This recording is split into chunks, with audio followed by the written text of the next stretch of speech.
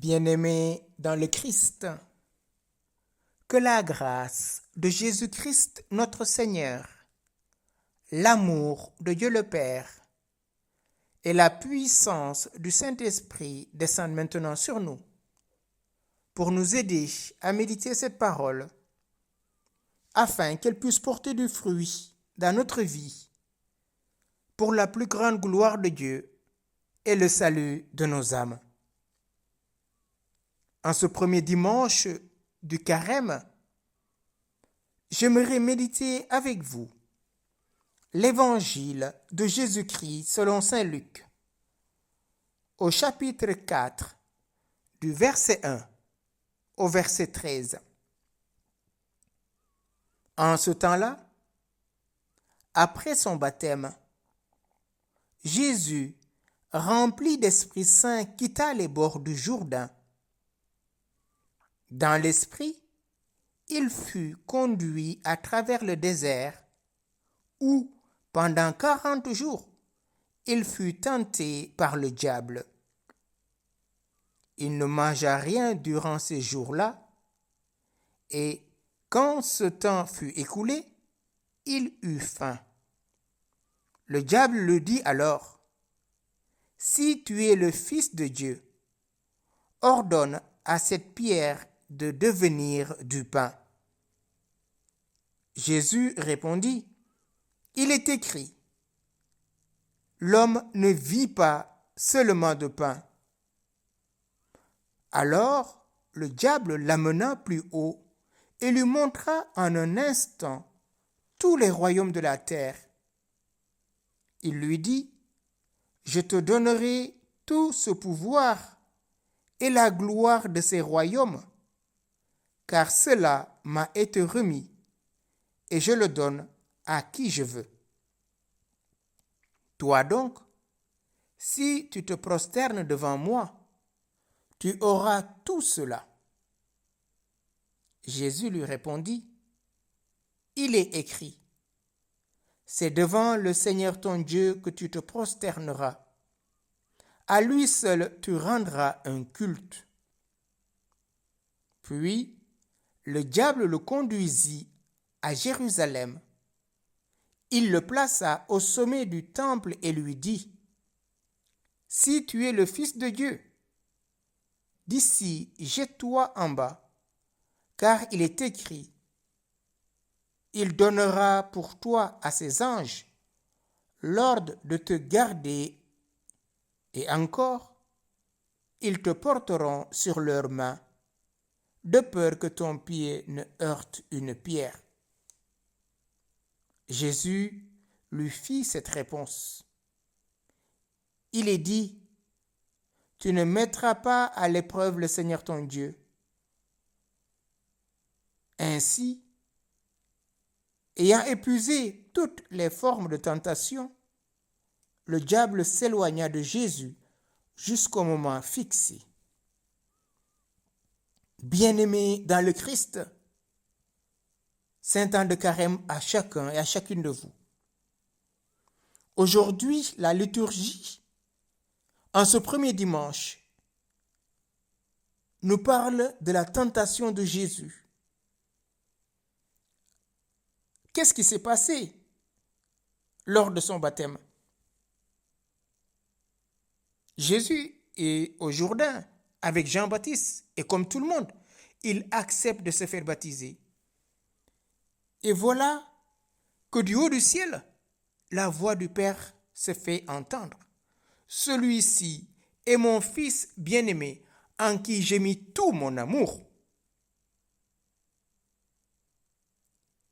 Et Luc nous dit, Jésus était rempli de l'Esprit Saint et l'Esprit le conduisit à travers le désert où pendant 40 jours, il fut tenté par le diable. Jésus reçoit la confirmation qu'il est le Fils bien-aimé du Père. Ce n'est pas pour lui, c'est pour chacun de nous qui avons reçu le baptême. Nous sommes les fils bien-aimés du Père. Et il est intéressant de savoir que Jésus est rempli de l'Esprit Saint. On a une théophanie. La voix du Père, Jésus qui reçoit le Saint-Esprit. Mais l'Esprit le conduisit au désert. Pourquoi? Parce que Jésus est venu pour accomplir. Le désert nous rappelle le peuple d'Israël dans sa pérégrination. Et Jésus se rend sous les pas de ses ancêtres. 40 jours, 40 c'est un chiffre biblique. Les 40 jours où Moïse est resté en présence de Dieu. 40 années de la traversée de l'Égypte, de la mer Rouge jusqu'à la terre promise. Les 40 jours du prophète Élie. Et nous pouvons aussi continuer les 40 jours de Jésus au désert. Jésus récapitule tout en lui. Il ne mangea rien. Et qu'est-ce qui se passe? Il fut tenté par le diable. Et qu'est-ce qui va dire le diable? Jésus, il est sous la présence de Dieu. Il est celui qui repose sous l'ombre de Tout-Puissant, comme le rappelle le psaume 90 ou 91. Son refuge, c'est dans le cœur du Père. Le Père est son rempart. La tentation serait de quitter cet abri, ou bien de douter que Dieu est un abri sûr, ou tout simplement de vouloir chercher d'autres refuges qu'en Dieu et en Dieu seul. C'est ce que dira saint Augustin. Mon cœur est sans repos, Seigneur, tant qu'il ne demeure pas en toi.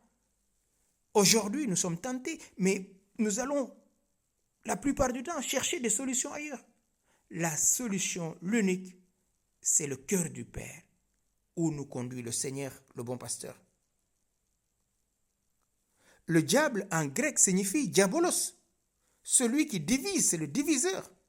Et il s'adresse à Jésus. Il se place sous le terrain du tentateur. Par 3 fois, il essaie de distiller son poison en disant à Jésus, si tu es le Fils de Dieu, tu peux faire tout ce que tu veux. Tu peux même transformer ces pierres en pain pour satisfaire ta faim. Peut-être ferais-tu mieux de m'adorer pour réaliser tous tes projets. C'est la deuxième tentation. Et il lui dit, jette-toi en bas. Dieu sera bien obligé de t'aider. Oui, frères et sœurs, Jésus sait bien que son Père est le seul capable de combler toutes les faims du cœur humain. Il a choisi de faire confiance jusqu'au bout à son Père parce qu'il se tient sous l'abri du Très-Haut et il peut reposer sous l'ombre du Tout-Puissant. Le tentateur sollicite Jésus. Si tu es le Fils de Dieu, il a entendu la voix du Père le jour de son baptême. Et il va remettre en cause cette filiation. Si tu es le Fils de Dieu. Certains exégètes disent qu'il n'est pas convaincu que cet homme qu'il voit est réellement le Fils de Dieu. Et il va le tenter à travers la chair, la nourriture. Comme le peuple d'Israël a crié dans le désert sa famine, sa faim. Et Dieu va leur donner la manne. Jésus lui dit, l'homme ne se nourrit pas seulement de pain, mais de toute parole qui sort de la bouche de Dieu. Deutéronome 8, versets 2 à 3. Et qu'est-ce qui se passe? C'est à l'époque de Moïse. Dieu dit à Moïse, souviens-toi de la longue marche que tu as faite pendant 40 années dans le désert. Le Seigneur ton Dieu te l'a imposé pour te faire passer par la pauvreté. Il voulait t'éprouver et savoir ce que tu as dans le cœur. Allais-tu garder ses commandements? Oui ou non? Il t'a fait passer par la pauvreté. Il t'a fait sentir la faim et il t'a donné à manger la manne, cette nourriture que ni toi ni tes pères n'avaient connue, pour que tu saches que l'homme ne vit pas seulement de pain, mais de tout ce qui vient de la bouche du Seigneur. Le Deutéronome 8, versets 2 à 3. C'est le peuple qui est éprouvé pendant sa marche dans le désert. Et Dieu va pourvoir en lui donnant la manne. Et nous savons que le véritable pain qui nourrit, le véritable pain qui donne la vie, c'est Jésus lui-même. Jean au chapitre 6, ma chair est une vraie nourriture. La deuxième tentation, le diviseur, le diable, lui promet tous les royaumes de la terre. Voilà le mensonge, comme si tout l'appartenait. Si tu te prosternes, si tu m'adores. Combien de fois, frères et sœurs, nous sommes tentés, nous aussi. On rentre dans des compromis. Si tu veux que je t'emploie, si tu veux que j'emploie ton fils, si tu veux, voilà la condition. Et parfois, on ferme les yeux et on accepte ce compromis. Quitte à vendre notre chair, quitte à vendre notre frère ou notre sœur, quitte à même verser le sang pour arriver à nos projets mesquins, bien déguisés sous l'apparence d'une piosité ou d'une excellence. Si tu m'adores, tous les royaumes, il est menteur, ça ne lui appartient pas. C'est pour ça que Jésus lui dit, c'est devant le Seigneur ton Dieu que tu te prosterneras. À lui seul tu rendras le culte. Bien sûr, nous le connaissons, il cite le décalogue. Je suis le Seigneur ton Dieu qui te fait sortir du pays d'Égypte, de la maison d'esclavage. Tu n'auras pas d'autre Dieu que moi. Tu ne feras aucune idole, aucune image de ce qui est là-haut dans les cieux, ou en bas sur la terre, ou dans les eaux par-dessus la terre. Tu ne te prosterneras pas devant ces images pour leur rendre un culte. Deutéronome 5, versets 6 à 9. Oui, frères et sœurs, je fais une parenthèse, parce que souvent nos frères protestants utilisent ce verset du Deutéronome 5 pour dire des chrétiens catholiques que nous sommes des idolâtres, parce que nous avons dans nos églises des statues, des images. Cela, c'est ne pas comprendre ce verset. Ce qui est là-haut, c'est Dieu le Père. Personne ne peut représenter le Père. Personne n'a vu Dieu. Mais le Fils qui est sorti du sein du Père nous l'a révélé, nous rappelle l'évangile de Jean. Et c'est lui qui nous l'a fait connaître.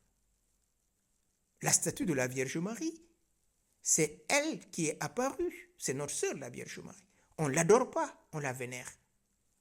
Et sur nos pièces d'identité, chacun a sa photo. Mais vous n'allez pas déchirer la photo. La photo représente votre identité d'une manière partielle. Et la troisième tentation, il n'est pas encore satisfait. Il veut usurper l'adoration, car Dieu cherche des adorateurs en esprit et en vérité.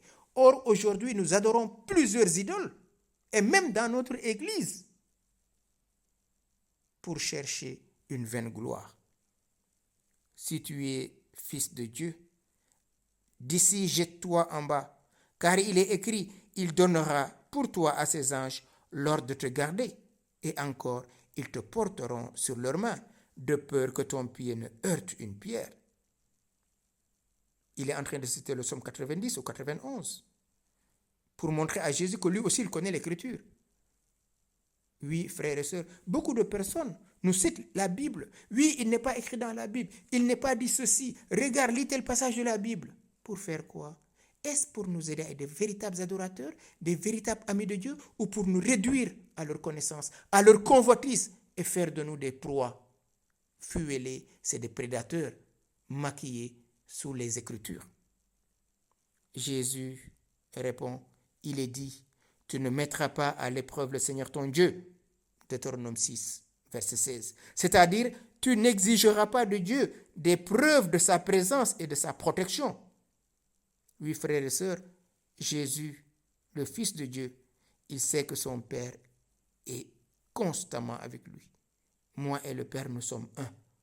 Celui qui demeure sous l'abri du Très-Haut repose à l'homme du Tout-Puissant. Oui, frères et sœurs, ces trois tentations, c'est notre vie. Nous sommes tentés dans notre chair, par les convoitises de la chair, qui convoitent avec l'esprit, nous dit Paul, Galates chapitre 5. Nous sommes constamment tentés pour la vaine gloire, la vanité. Moi je, et on fait prévaloir son privilège, son pouvoir, on écrase, on domine et finalement on tue. Et on sous-estime les autres. Et troisièmement, par l'orgueil. Je suis capable de, je suis en mesure de. Oui, tout cela est bon, mais que cela serve à glorifier le Père. Et saint Augustin, en commentant ce passage, nous dit, dans le Christ, c'est toi qui étais tenté, parce que le Christ tenait de toi sa chair pour te donner le salut. Il tenait de toi la mort pour te donner la vie. Il tenait de toi les outrages pour te donner les honneurs. Il tenait donc de toi la tentation pour te donner la victoire. Si c'est en lui que nous sommes tentés, c'est en lui que nous dominons le diable. Tu remarques que le Christ a été tenté et tu ne remarques pas qu'il a vaincu. Reconnais que c'est toi qui es tenté en lui et alors reconnais c'est toi qui es vainqueur en lui. Il pouvait écarter de lui le diable, mais s'il n'avait pas été tenté, il ne t'aurait pas enseigné à toi, qui dois être soumis à la tentation, comment on emporte la victoire. Oui, Seigneur, tu es tenté. C'est nous qui sommes tentés à travers toi. Et c'est toi que le diable cherche à détruire en nous. Donne-nous maintenant ta grâce. Donne-nous maintenant ton Esprit Saint. Esprit Saint, viens nous embraser du feu de ton amour. Comme ces cendres que nous avons reçues en ce premier mercredi du carême. Viens consumer en nous tout ce qui n'est pas de Dieu. Pour que l'on de ce carême, ni l'orgueil, ni la vanité, ni la vaine gloire ne prennent le dessus sur nous. Ô Esprit Saint, saisis-toi de nous. Conduis-nous jusqu'à la vérité tout entière. Convertis notre cœur de pierre en cœur de chair et donne-nous de marcher avec toi